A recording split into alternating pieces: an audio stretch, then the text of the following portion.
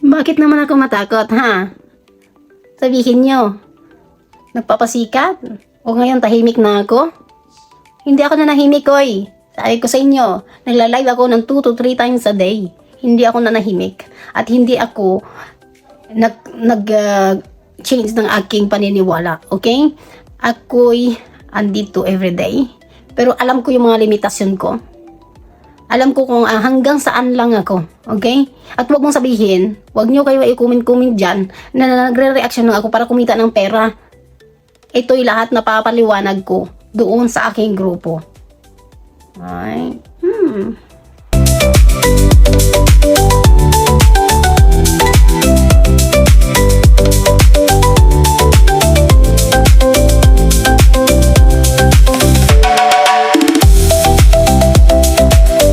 Hello guys, good morning, good afternoon, and then kung saan man kayo ng sulok ng mundo. Ito'y continue sa aking upload kasi nag-upload na ako last bago pa nangyari ang mga kaguluhan na ito. Pero dinelete ko siya kasi narinig ko na hindi bawal. Okay. Ayan, respeto ko yun yung bawal. Kaya dinelete ko siya kahit nasa 8,000 na yung nanonood doon, yung viewers doon. Pero gusto kong sabihin ulit sa inyo. Yung doon sa vlog ko pa rin ang panindigan ko. Okay?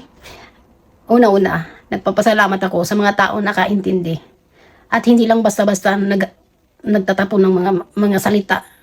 Basta lang mag-judge. Magpapasalamat ako sa lahat ng sumuporta din sa akin, lalo na sa ating Peking Koreana. Okay? Yung sa mga tapon yung mga bashing sa amin. Doon sa Chrisnatic Loyal Supporter, para nyo malaman, kinreate ko yun, hindi dahil gusto kong buwagin ang kanilang pagsasama. Okay? Kasi marami ako nababasang comment. Iyon, binuwag ko lang talaga yon after naging okay sila. Kasi alam ko na nagsabi na sila na wala nang ganung love team. Okay? Wala na. Hindi na sila magsasama as love team. Kung ano man dyan relasyon nila, wala na. At ako'y pinandinigan ko yun. Yung nag-announce na sila. Okay? Lalo na yung sa kabilang channel nag-announce na wala na talaga. Pinanindigan ko yun. Kaya nag-create ako nang nakafocus na lang sa isang tao at yun ay Peking Koreana. Hindi ako nag-create nun para pag-awayin o celebrate. Kaya ko yun bilang sa kanyang respeto, sa kanilang desisyon pareho, na wala nang ididikit na pangalan sa kanilang love team. Kaya sabi ko doon sa aming sa grupo namin sa page na kinreate namin na walang pwedeng mag-send doon or mag-post nandun pa rin yung mga last na mga memories sa kanilang dalawa para hindi mag-create ng bashing. At walang pwedeng mag-bash doon both side.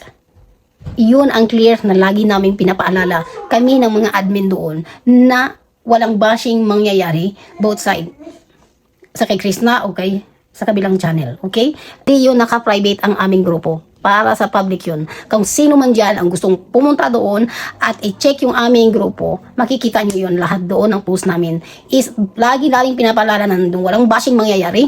Pero hindi na pwedeng i-post doon yung mga nakaraan, mga memories, happy memories nila para hindi na mag-create ng bashing.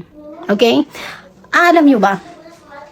Isa ako sa mga nakipag-battle sa mga kaibigan ko, sa mga kasamahan ko rin, na pilit pa rin pinupush yung love team or yung silang dalawa magkasama o sila ganito. Isa ako sa mga nagpapaliwanag kahit sa private conversation na wag na nating i-post yung mga bagay na naging desisyon nila.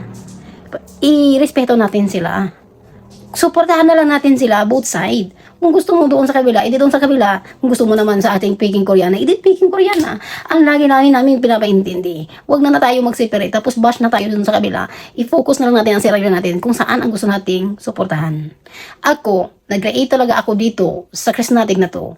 After 1 month, parang napag-isipan ko, marami na kasing naging reactor.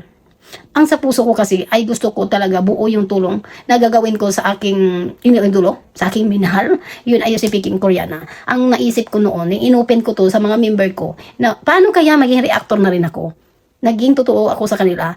Alam natin na kumikita ang Facebook or na kumikita din ang YouTube. Inopen ko sa kanilang ganun. Ay nag-okay naman sila. Kaya naghintay ako. Nag-ask ako kay Krishna personal sa messenger, kung okay lang sa'yo, inopen ko sa kanya yung mga gusto kong ipaliwanag kung bakit gusto kong maging reactor niya. Okay? Sabi niya, ikaw ang bahala. And then sabi ko nga saya, lahat naman nakikitain ko dahil ako na may loyal talaga ako. Loyal akong supporter dun sa kabila. Dati, at saka kay Chris na ngayon, nakasupport pa naman ako at saka nakasubscribe pa ako sa kanya. Pero hindi ako nakafocus everyday sa kanya kasi marami akong trabaho kay Chris na. Okay? Una-una, lahat ng ito ay alam at matitingnan mo doon sa grupo namin kung bakit ako naging reactor ni Chris na. Inopen ko sila sa kanila doon kung ano man ang kikitain nito sa pagiging reactor ko, maging transparent ako na ibibigay ko lahat ito sa Chrisnatic Fund. At nagplan na ako na mag-create ako o mag-open ako isang bangko, isi-separate ko yung salary ko na ilalagay ko doon sa Chrisnatic Fund. Sa ngayon, ang plano ng lahat, kasi sinuportahan ako ng mga fan ni Chris na. Sinuportahan nila ako sa layunin ko kung bakit gusto kong maging Chrisnatic Peking Korean na reactor. Layunin ko na makaipon. Hindi kami naghingi ng sponsor. Kung anong kikitain ko dito, dahil pinapanood nila ako, dahil sinuportahan nila ako, hindi sila nag-skip ng ad. Yung contribution ito lahat ng mga followers ni Chris na. Sa mga gustong suportahan si Chris na. Ito'y contribution namin lahat. Na lahat na mga gustong tumulong kay Chris na. Pinapanood nila, sinuportahan ako, nag-subscribe sila sa akin. Yun talaga ang pinaka-the best na naisip ko na magandang paraan na hindi na ako maghihingi sa kanila na contribution kung anong plano. Kasi dito pa lang sa pag-watch nila at hindi sila nag-i-skip ng ads, makakaipon kami. At least dito, hindi tayo magkaka-issue ng scam. Okay? Iiwasan natin maghingi ng pera. Pero kung papanuurin nyo itong mga videos ko about Chris na o reactor or lineman, kahit nagbungbuangan lang tayo, ito'y lahat ay magiging transparent sa akin. Kaya wag nyo sabihin na nagre-reactor ako, na ginagamit ko si Chris na para magkapera ako. Alam nyo, hindi simula nag-open ako dito, first video ko, panoorin nyo kung bakit. Panoorin nyo ang aking video sa first nag-open ako ng aking maging reactor kay Chris na. Ito'y lahat ay sinabi ko doon sa aking video. Okay? At saka, magdahan-dahan tayo. Kasi ako, kahit wala po akong trabaho dito sa France, ay ako'y may sahod sa asawa ko. Basta ako'y aalagaan ng mga anak ko, hatid sundo sa school. Dahil hindi maganda ang oras ng asawa ko sa trabaho, ako'y whole day, kahit anong mga activities ng anak ko, ako lang. Kaya naisip niya, dito ko sa bahay, sasahuran kita. Paging whole day man yung mga anak ko sa school, may free time ako. Mayroon akong time sa sarili ko, mayroon akong time sa mga kaibigan ko, kung gugustuhin ko. Pero nung dumating si Chris na, sabi ko, bakit hindi ko na lang spend yung free time ko for Chris na? Kasi pwede ko naman siyang, pwede ko siyang tutulungan bilang supporter o bilang kasama ko siya sa araw-araw. Malaking tulong yun para sa kanya. Kaya nag-create ako ng group. Naging active ako. Kung alam nyo lang kung gaano ako kaluya, kabilang supporter ni Chris na para makatulong sa kanyang mga pangarap, sa kanyang mga hadikain, sa kanyang mga future na mga plan. Sobra po akong supporter sa kanya. Kahit hindi niya po ako bigyan ng atensyon, gagawin ko pa rin yun. Sa totoo lang. Kasi buo ang aking puso. At ito'y talagang honest talaga to na support talaga. Walang duda. Wala talagang duda. Pinaglaanan ko yun ng oras everyday para lang sabihin ko na makatulong ako sa kanya. Yun po. Kaya wag niyong sabihin na nagre-reactor lang ko para kumita ng pera. Kung hindi ka nanonood doon sa mga videos ko, panoorin mo para maintindihan mo kung bakit. Okay? Kasi ako, kahit wala akong trabaho dito, kahit hindi naman ako binibigyan ng asawa ko bilang daw parang sahod.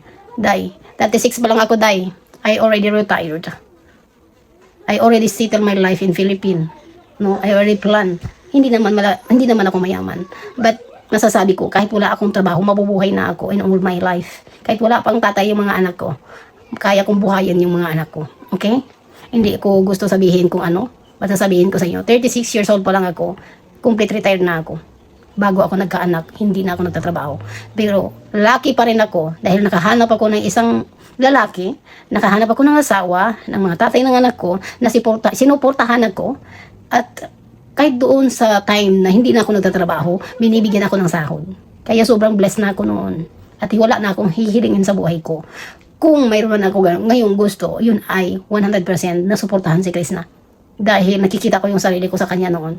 It's more, kawawa pa kami noon kaysa kanya. Pero nakikita ko sa kanya yung kabaitan, yung natural, yung totoong tao, kaya napamahal ako sa kanya. Kaya itong video na ito ay magiging klaro sa lahat na hindi ako takot kung anong sasabihin ko. At kung mayroon man akong hindi magandang makikita doon sa kabila, itatapik ko siya at sabihin ko sa inyo kung ano yung opinion ko. Okay? May mga recent video ako na hindi ko gusto. Kaya nagko-comment ako at hindi ko pinagsisihan yun. Yung about sa mga estudyante, kung may kakamali ng estudyante, wag mo na kasing i-public. Yun ang opinion ko doon. Kasi ayaw ko na apektuhan ang mga bata yung kanilang mental health. Kaya nag-comment ako doon. Alam ko, napapanood ng iba yun. Pero ayaw ko lang, kung pamilya kasi, yung problema ng pamilya ay sa loob ng bahay lang. Kung pamilya na talaga ang turing, is yun talaga dapat ang gagawin. Kasi mga estudyante yan. Lahat ng nasa school, lahat ng mga bata ngayon sa estudyante, may hawak ng cellphone. Kaya yun lang ang aking napansin. At ayaw ko noon na taga may mali ay iba-vlog. Kasi affected ang mga kanilang mga pag-iisip niyan. Hindi yun maiwasan ng mga estudyanteng ibaba sila. I-judge sila. Kahit kung ano pa man yan, kung joke lang yan o prank lang yan, iwasan natin ganin. Pero masaya din pag may update kasi. Yun talaga ay aking sinasabi. Masaya din kung may update ka doon sa My Scholar. At least kami kasi sinundan namin yun noon pa. Masaya ako may update. Pero yun doon lang din man ako may comment na kung may mali ang isang scholar, wag nang iba-vlog. No? Anak mo yan eh. Tinurek mo ng anak, di ba? I-keep mo na lang sa loob ng bahay. Wag nang i-vlog para maiwasan yung bashing sa kanila. No? You keep your family na yung problema lang sa family na lang talaga. Ayun. At saka ito, hindi naman ako hindi naman ako maging reactor para makipagtagisa ng talino. Hindi naman ako magiging reactor ng Peking Koreana para magpabida-bida. Alam mo, gusto ko na talaga sa video ko ay chill-chill lang. At hindi natin maiwasan yung mga kasamahan din natin ay kumakapit pa rin doon sa couple or love team. Pero ginagawa ko yung aking makakaya para lang na ma-explain sa kanila na kaya natin silang bigyan ng respeto sa bawat isa. Respeto natin sa mga naging desisyon at hindi na natin pwedeng halongkatin yung mga private na reason kung bakit. Kasi may private din silang buhay. Supportive lang kasi tayo, girl. Supportive lang tayo mga kumari ko. At saka hindi nila pinipilit na mga suportahan sila. Tayo yung nagdikit doon na suportahan natin sila. Kaya kailangan natin rumispeto. Kailangan natin mayroon tayong limitation. Hindi na natin kailangan na ungkatin yung mga nakaraan. Kasi nakaraan na yun. Sila okay na. At naaawa ako doon sa mga tao, sa mga supporter dati ng mga couple o love team na kumakapit pa rin. Kaya minsan, din yung kalooban ko. Kasi dumikit sila doon. Pero ang lagi-lagi kong talagang sinasabi, move on na tayo. Kung mahal mo sila, move on na. At suportahan mo sila pareho. Yun na yun. Easy talaga. As in, sobrang easy siya. Huwag natin pilitin ang gusto natin. Hindi natin sila pag-aari, no? Hindi tayo pwedeng mag-decide para sa kanila. Hindi naman natin alam kung ano talaga yung sa loobin nila. Kung anong iniisip nila. No, bawat isa ay may karapatan na i-keep yung mga private life nila sa atin. Sa akin, sa inyo. 'Di ba? Wag na natin yung mga private kung ano pa yun, kung anong dulo na nun. Yung mga nagkaraang problema, ayun talaga ay kinalimutan ko na. At nakafocus na lang ako sa gusto ko talagang suportahan. Yun ay si Chris na. At lagi-lagi kong sinasabi doon sa grupo na walang bashing talaga. At sana, doon sa mga kagrupo ko rin na hindi pa rin nakamove on, yung kumakapit pa rin, maawa na kayo sa sarili nyo. Sila kasi okay na, kayo dyan, sige, magipag-away ba kayo? Ayun, yun ang una ko pala kasi lagi kong sinasabi, maawa naman kayo sa sarili nyo. Sana tayo, maisip din natin na bakit ba natin pinakailangan buhay nila, di ba? Sila okay na, tapos tayo, nakipag-alaiti tayo, nakipag-away tayo doon sa mga social media, sa SOCMED, di ba? Ano bang gusto nyo everyday? Pipiliin nyo po ba magiging kalmado kayo kaysa stress everyday? Alam mo yung ganun. Kaya dito sa akin channel, pipilitin kong mag-react lang kay Chris na. Pipilitin kong magiging chill lang tayo at walang mga niga. At gusto kong sasabihin sa iyo sa lahat ng mga aking mga ka-Chrisnatic na please lang, magdahan-dahan din na tayong makipagbardagulan sa mga social media. Okay? Iwasan nating manguna doon sa SOCMED, makipag-away, makipag-bashing. Kung totoo kayong mga supporter ng ating dalawang paboritong iniinudulo, huwag kayong mag-start ng bashing. Okay? Mapasa kabila man yun, mapaka-Chrisnatic. Iwasan po natin talaga. Kasi sila okay na talaga. Kaya maraming salamat sa mga mga nakakaintindi. Yung mga hindi pa nakamove on, sana darating ang araw, isang araw nito, na magiging open sa inyo lahat na may privacy din sila at may kanya-kanya silang mga desisyon. 'Di ba? Maging happy na tayo na naging friends sila ulit. Yun talaga ang pinaka-importante. At saka iwasan na natin maging nega sa mga sokmed talaga. At maging happy lang tayo. Ang goal ko naman dito, lagi kong inaano si Cheryl sa aking video na wala, chill-chill lang tayo. Ayun, ayun. Minsan nga yung aking channel ay hindi na siya charismatic yung vlogs. It's about naghanap ng mga afam. Ginawa niyo ng ginawa niyo na yung aking live ng anong tawag doon, yung matchmaker. I'm happy nga makatulong ako kasi alam ko doon ako nagsimula sa pagchat-chat-chat. Pero kung makatulong din naman ako para mag-save ang sitwasyon ko sa inyo, I'm happy talaga. Pero just, ang lagi-lagi kong sinasabi, magiging honest, kahit hindi mo siya kilala. Kasi sila nagmo-multiple choice lang din yan. Kung sino yung babaeng hindi mo kang pera, kung sino yung mga babaeng chill-chill lang, hindi maraming problema, masayang kausap, yun ang hinahanap nila. Kasi wala silang ganun sa country nila.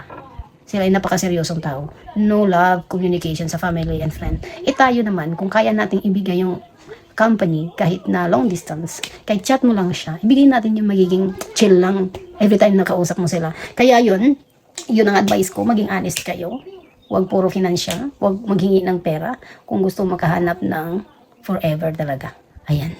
Minsan, doon na lang tayo makafocus sa mga positive way na lang. Yung chill lang sa akin. Kung gusto mong bumata, kung gusto mo talagang refreshing, ganda ng hangin. Kung gusto mong young everyday, mag-join ka sa live ko, and then, tawa lang tayo ng tawa doon, best. Hindi nyo akalain kung ilang taon na ako. 44 na ako. Pero, sinasabi ko sa inyo, iwasan nyo ma-stress kayo. Piliin yung mga kaibigan nyo na hindi sila mga stressful kasama. Kung gusto mo naman suportahan ang ating Krishna, please lang, huwag nyo escape ang ads. And then, kung wala kayong mga time na panoorin lahat ng aking mga vlogs and then live, just play na lang. Then you can do what you want, diba? And yun na lang talaga ang hiling ko para makatulong kayo dito sa ating halikain fund. Maraming salamat sa mga Chrisnatic Loyal supporter. Kahit sa iba-ibang mga group dyan, alam ko, nagbibisit kayo sa channel ko. Thank you so much. Chill lang tayo guys. And then stay pretty and young. Yun ang pinaka-importante sa atin. Kasi life is too short. Huwag na tayong magiging bitter, no? And maraming salamat sa lahat ng international local and loyal supporter. And sa Chrisnatic Loyal Supporter, ito ay walang GC. Please lang, walang GC. Ang Chrisnatic Loyal Supporter, wala akong inallowed na GC. Kung mayroon man dyan, yung iba yon. Okay? Wala sa akin.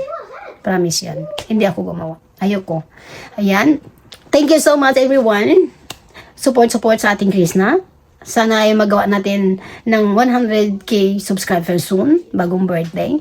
Sana ibigay na yan sa atin. Kaya, thank you so much sa lahat-lahat. Chill lang tayo guys. Walang niga dito sa aking channel.